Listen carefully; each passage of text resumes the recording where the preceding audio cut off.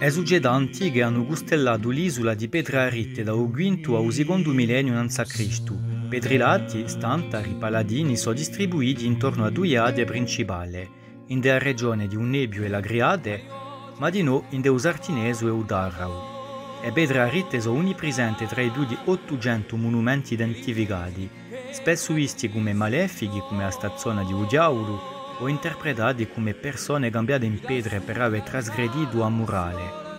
Certi, giudicati benevolenti, sono capivoltati dai pastori per ottenere livelli bassi, allora che i paladini armati impersoneggiano l'ideale cavalleresco dei tempi signorilli, che, da un simbolo di spada, rappresenta l'ordine stabilito con forza a mezzo al caos. In un 1956 Bistighe palesano un castello di l'età di bronzo in Filidosa, che era tanto il principale paese di Valle Suttana d'Arravese in cui una centinaia di abitanti. Il sito comportava parecchi luoghi dedicati all'attività agropastorale e svilò udietti arrecati dall'Egitto e di Mesopotamia, confermando così la sua relazione. La società toriana declinò verso il 1200 a.C., sono sbandonati a poco tutti i siti. Orizzonte, una rivista tremenda,